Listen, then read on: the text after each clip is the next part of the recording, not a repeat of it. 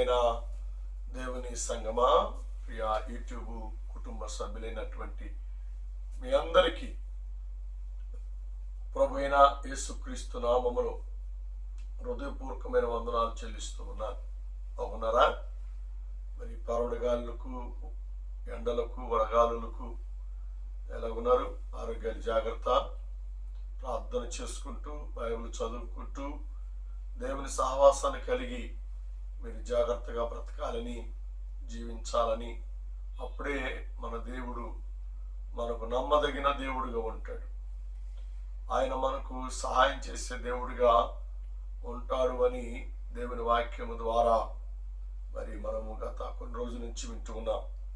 1 కొరింథీయులకు రాసిన పత్రిక 1వ అధ్యాయం 9వ వచనంలో మరి సహవాసమునకు మిమ్మును పిలిచిన దేవుడు నమ్మదగిన వాడు. చూచారా? ఆయన సహవాసానికి మనల్ని పిలిచిన దేవుడు నమ్మదగిన దేవుడు. ఎంత నమ్మకస్తుడండి మన దేవుడు. ఇలా ఈ ప్రపంచంలో ఈయనంత నమ్మకమైన దేవుడు మరి అక్కడ దొరకడు. అర్థమైందా? ఆయన దేవుని కాగల జనులు ధన్యులు. నమ్మకమైన దేవుడు మీకు దేవుడుగా ఉంటే మీరు ధన్యులు అని దేవుని వాక్యము ద్వారా దేవుడు మనకు జ్ఞాపకం చేస్తూ ఉన్నాడు. పిల్లరా, దైవ గ్రంథంలో మనం గమనం చేసినట్లయితే చాలా అద్భుతమైన మాటలు దేవుడు మనకు తెలియజేస్తూ మాట్లాడుతూ ఉన్నాడు. ఇదే 1 కొరింథీయులకు రాసిన పత్రికలోనే 10వ అధ్యాయం 13వ వచనంలో మనం చూస్తే చాలా శ్రేష్టమైన మాటను దేవుడు మనకు జ్ఞాపకం చేస్తాడు. దేవుడు నమ్మదగిన వాడు. దేవుడు ఎలాంటి వాడట? నమ్మదగిన వాడు. అది ఎందుకు నమ్మదగిన వాడు అంటే, పిల్లరా, మనలను ఎంతగానో ప్రేమిస్తున్నాడు కాబట్టి ఆయన నమ్మదగిన దేవుడు. అది మన దోషములను, మన పాపములను ఆయన ఎన్నడూ జ్ఞాపకము చేసుకునేవాడు కానే కాదు. మనలను పవిత్రపరిచేవాడు, మనలను పరిశుద్ధపరిచేవాడు, మనలను ఆయన కుమారుడుగా స్వీకరించాడు కాబట్టే ఆయన నమ్మదగిన దేవుడు. మనం ఆయన బిడ్డలము, మనం ఆయన సొత్తైన ప్రజలు. మనం ఎవరంటారండి ఈ రోజున? తల్లిదండ్రులకు కోపం వస్తే బిడ్డను అంటారు, నాకు పుట్టలేదు పో అంటారు. బిడ్డలకు కోపం వస్తే తల్లిదండ్రులు అంటారు, నేను మీకు పుట్టలేదు పో అంటారు. అంటే ఒకరిని ఒకరు అసహించుకుంటూ అసభ్యకరమైనటువంటి మాటల ద్వారా దూషించుకుంటూ ఉంటారు. కానీ మన దేవుడు అలాంటి వాడు కాదు. నీ పాపములను, నీ అతిక్రమములను క్షమించడంతే, ఇక మరి అన్నటికీ ఆయన జ్ఞాపకమునకు తెచ్చుకోడు. నువ్వు ఆయనకు లోబడు. అందుకని ఆయన నమ్మదగిన దేవుడిగా నిన్ను పిలుస్తున్నాడు. నమ్మదగిన దేవుడిగా నిన్ను, నీ జీవితాన్ని సరిచేయటానికి ఆయన ఇష్టపడుతున్నాడు. కాబట్టి సహోదరా, సహోదరి, దేవుని కొరకు ఆత్మ సంబంధమైన జీవితాన్ని కలిగి నువ్వు జీవించాలి. విశ్వాస సంబంధమైన జీవితంలో నీ జీవితాన్ని దేవునికి సమర్పణ చేసుకోవాలి. అప్పుడే మనకు దేవుడు నమ్మదగిన వాడుగా ఉంటాడు. నమ్మదగిన దేవుడుగా మనకు సహాయం చేస్తాడు అని దేవుని వాక్యము ద్వారా దేవుడు మనకు జ్ఞాపకం చేస్తున్నాడు. ఇజ్రాయేల్ ప్రజలను మోషే నాయకత్వంలో మోషే నడిపిస్తున్న సమయంలో ద్వితీయోపదేశకాండం 7వ అధ్యాయం 9వ వచనంలో కూడా అంటాడు, ఇజ్రాయేలు ప్రజలారా వినండి, మనలను ఇంత క్షేమముగా నడిపించుచున్న దేవుడు నమ్మదగిన దేవుడు. అర్థమైందా? దేవుణ్ణి అసహించుకోబాకండి, దేవుని మీద తిరుగుబాటు చేయబాకండి, దేవుని నామానికి అవమానకరముగా మీరు ప్రవర్తించకండి. ఎందుకంటే మనలను నడిపిస్తున్న వాడు ఈ కానాను యాత్రలో, ఈ కానాను ప్రయాణములో అవసరాలు తీరుస్తున్నవాడు, మన కొరతలు తీరుస్తున్నవాడు, మనకు పగలు మేఘస్తంభముగాను రాత్రి అగ్ని స్తంభముగా ఉండి నడిపించుచున్నవాడు, మన వస్త్రము మాయకుండా మన చెప్పులు వారు తెగకుండా క్షేమకరముగా ఆశీర్వాదకరముగా మనలతో ఉండి నడిపిస్తున్నవాడు నమ్మదగిన దేవుడు.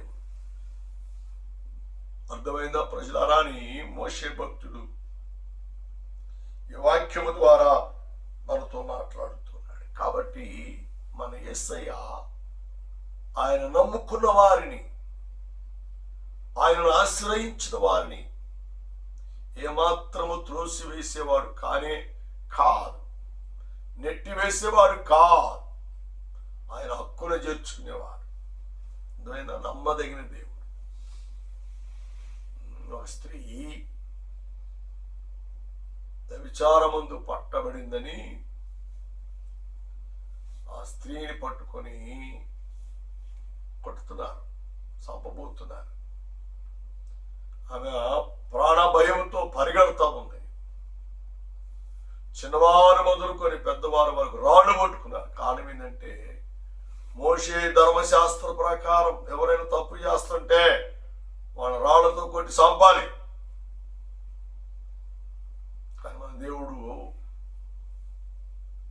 పాత నిబంధన ఆచార సంబంధమైన కార్యక్రమమును శిలువ యాగము ద్వారా కొట్టివేశాడు. అట్లా కొట్టవాడు చంపకూడదు. మరి ఏం చేయాలి? క్షమించాలి, ప్రేమించాలి, హక్కున చేర్చుకోవాలి. ఇలా తిన్నగా ఆ స్త్రీ పరిగెత్తుకుంటూ యేసుక్రీస్తు వారు స్థలానికి వచ్చి ఆగిపోయింది. వాళ్ళందరూ చూశారు, అమ్మో ఈయన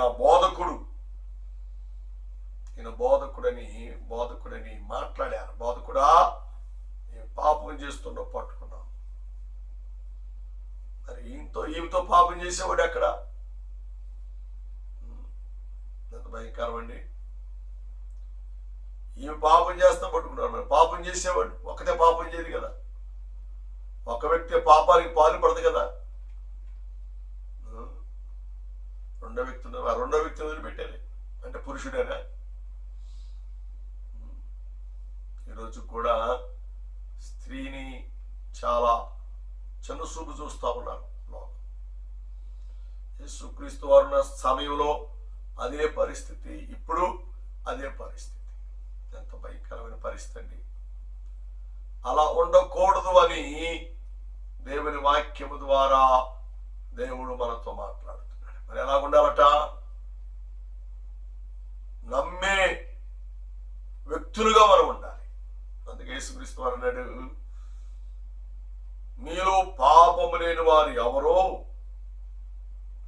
మొట్టమొదట వారి ఆమె మీద రాయి వేయండి అన్నాడు.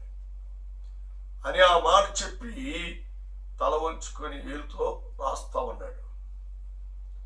ఆ రాసే రాత ఎవడైతే రాయి వేయాలనుకున్న ఊపు చేస్తున్నాడో వాడి పేరు, వాడి పాపాలన్నీ రాస్తా ఉన్నాడు. అంటే ఏంటి? ఈ రాయి ఆమె మీద పడితే నువ్వు కూడా ఇన్ని పాపాలు చేసావు కనుక నీ మీద కూడా రాయి వేయాలి, రాళ్లతో కొట్టాలి. నేనేసే శిక్ష నాకు పడిద్దని వచ్చిన వారు చిన్నవారు మొదలుకొని పెద్దవారు వరకు, పెద్దవారు మొదలుకొని చిన్నవారు వరకు వారి పాపములన్నీ కొట్టొచ్చినట్లుగా దేవుడు చూపిస్తా ఉన్నాడు. స్క్రీన్ మీద చూపిస్తా ఉన్నాడు. చూచి వచ్చిన రాళ్ళందరూ పడేసేసి వెనక్కి తిరిగి వెళ్ళిపోయారు. వాళ్ళందరూ పాపాత్మురాలు, ఈ వ్యభిచారి అని తరుముకుంటూ అరుస్తూ వెంబడించారు. కానీ యేసయ్య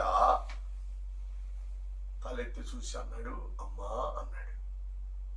ఎంత ఆశ్చర్యకరమైన దేవుడు అండి, ఎంత నమ్మదగిన దేవుడు మన దేవుడు. అమ్మా, నిన్నెవ్వరూ శిక్షించలేదా? దేవునికి స్తోత్రం. దేవుని నామానికి మహిమ ఘనత కలుగునుగాక. ఎంత శ్రేష్టమైన మాట. ప్రజలందరూ ఈమె వ్యభిచారి, ఈమె పాపాత్మురాలు అన్నారు. కానీ యేసయ్య తలెత్తి పైకి చూసి అన్నాడు, అమ్మా నిన్నెవ్వరూ శిక్షించలేదా? అట్లయితే నేను నిన్ను శిక్షించను. అంటే శిక్షించడం అంటే ఏంటి? నేను నిన్ను ప్రేమిస్తున్నాను, నేను నీ పాపమును క్షమిస్తున్నాను, ఇక మీదట పాపము చేయకు, సమాధానము గలదానివై నీ ఇంటికెళ్ళు. అంత శ్రేష్టమైన మాటలు దేవుడు అక్కడ మాట్లాడు. కారణం ఏంటంటే ఆయన నమ్మదగిన దేవుడు అండి, నమ్ముకోదగిన దేవుడు. ఆమెతో ఉండే ప్రజలే ఆమెను శిక్షించాలి, సంపాలని తిరిగారండి. పాపములో నశించుట దేవునికి ఇష్టము కాదు. మరి దేవునికి ఏది ఇష్టం? అంతటా అందరూ మారు మనసు పొందాలి, అంతటా అందరూ పాప క్షమాపణ నిమిత్తమై రక్షణ పొందాలి, బాప్తిసం పొందాలి. దేవుడే నమ్మదగిన దేవుడని, ప్రభువైన యేసు క్రీస్తే నిజమైన దేవుడని, జీవము కలిగిన దేవుడని, ఆయన ప్రేమించే దేవుడని, హక్కును చేర్చుకునే దేవుడని నేను నమ్మాలి. అందుకని ఇక్కడ అంటాడు, అమ్మా నిన్నెవ్వరూ శిక్షించలేదా, అట్లయితే నేను కూడా నిన్ను శిక్షించను. ఎంత గొప్ప మాట అండి. ఈ రోజున స్త్రీని అవమానపరిచే దినాలుగా మనం చూస్తున్నాం. స్త్రీని భయంకరమైన పరిస్థితుల్లో మాట్లాడే దినాలు మనం చూస్తూ ఉన్నాం. ఎంత భయంకరమండి. కానీ యేసయ్య అలా మాట్లాడడానికి ఇష్టపడలేదు, అలా ఉచ్చరించడానికి ఇష్టపడలేదు, అలా సంబోధించడానికి ఏమాత్రం కూడా ఇష్టపడలేదు. మరి ఏమన్నాడు? అమ్మా అన్నాడు. ఎంత శ్రేష్టమైన మాట అండి, ఎంత అద్భుతమైన మాట అండి, ఎంత మహిమ కలిగిన మాట అండి. ఎవ్వరు నిన్ను శిక్షించలేదా? ఎవ్వరు రాళ్ళతో కొట్టలేదా? అట్లయితే నేను నిన్ను శిక్షించను. బాబు, అయ్యా, సహోదరా, సహోదరి, ప్రియ చెల్లి, ప్రియ అక్క, ప్రియ తమ్ముడా, ప్రియ అన్న, చేతులు జోడించి మనం చేస్తున్నాను. మనం ఆరాధించే దేవుడు, వాక్యం ద్వారా మనతో మాట్లాడుతున్న దేవుడు నమ్మదగిన దేవుడు, నమ్మదగిన దేవుడు. నిన్ను మార్చి ఆయన పనిముట్టుగా చేసుకుంటాడు, ఆయన పాత్రగా చేసుకుంటాడు. ఆయన నీ ద్వారా మహిమపరచబడినట్లుగా నేను వాడుకుంటాడు. వస్తావా మరి నమ్మదగిన దేవుని దగ్గరికి? నిజమైన దేవుని దగ్గరికి వస్తావా? జీవము కలిగిన దేవుని దగ్గరికి వస్తావా? మనతో మాట్లాడే దేవుని దగ్గరికి వస్తావా? మనల్ని చూసే దేవుని దగ్గరికి వస్తావా? మన ఆలోచన ఎరిగిన దేవుని దగ్గరికి వస్తావా? మన క్రియలు తెలుసుకున్న దేవుని దగ్గరికి వస్తావా? వస్తే నమ్మదగిన దేవుడు నీ అవసరాలన్నీ ఆయన నామమును తీర్చి నిన్ను బలపరుస్తాడు, ఆయన సాక్షిగా నిన్ను నిలబెట్టుకుంటాడు అని దేవుని వాక్యము ద్వారా దేవుడు మనతో మాట్లాడుతున్నాడు. కాబట్టి మనల్ని మనం దేవునికి అర్పించుకుందాం, మనల్ని మనం దేవునికి సమర్పణ చేసుకుందాం. అలాగే యెషయా గ్రంథం 49వ అధ్యాయం 7వ వచనం మనం గమనం చేసినట్లయితే చాలా శ్రేష్టమైన మాట అంటాడు. 49:7 వచనంలో చాలా శ్రేష్టమైన మాట అంటాడు. యెహోవా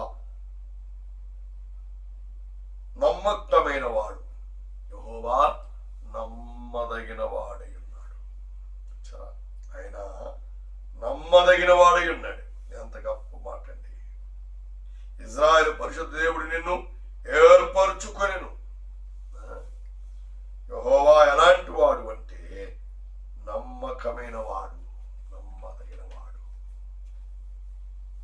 సహోదరి, సహోదరులారా, నీ జీవితాన్ని ప్రభువుకి సమర్పించి దేవుని వాక్యాన్ని హృదయంలో ఉంచుకో. దేవుని చిత్త ప్రకారం నువ్వు జీవించు. దేవుడిని అద్భుత రీతిలో, ఆశ్చర్యకరమైన రీతిలో ఆశీర్వదించి నిన్ను బలపరుస్తాడు. రాజ్యానికి, ప్రలోక రాజ్యానికి వారసునిగా, హక్కుదారుగా చేరుస్తాడు అని ప్రభు పేరట, ప్రభు నామములో మనం చేస్తున్నాం. దేవుడి మాటను దేవుడి వాక్యాన్ని మనందరికీ దీవించి ఆదరించి ఆశీర్వదించును కాక. ఆమె ఆమె ఆమె ప్రార్థించేద్దాం. కృపామయుడ ప్రేమలను మా తండ్రి, ఎంతవరకు నీ వాక్యము ద్వారా నీ మాటల ద్వారా మీరు మాతో మాట్లాడారు. అందుకే నీకు వందనాలు. ఎంతమంది వాక్యాన్ని నీరు కట్టండి, ఫలింపు దాయించండి. వాక్యానుసారం నడిచినట్లుగా జీవించినట్లుగా నీ బిడ్డలందరినీ బలపరచండి ప్రభువా. నీ బిడ్డలు ప్రభువా నువ్వు నమ్మదగిన దేవుడు అని వెంబడించినట్లుగా ఈ కార్యములు జరిగించమని, కృపను బలపరచమని, ఆశీర్వదించమని యేసుని ఇచ్చినాం తండ్రి. ఆమె ఆమె. తండ్రి కుమారుని ప్రేమ, పరిశుద్ధాత్మ సహవాస సంబంధం ప్రార్థించే ప్రతి విషయములకు కూడిన మనందరికీ దేవాన్ని మొరపెట్టి ప్రతి ఆత్మకుడు సల పరిశుద్ధులకును ఆయన రాకవరతో నడిపించి దీవించి సంరక్షించి కాపాడి ఆశీర్వదించునుగాక.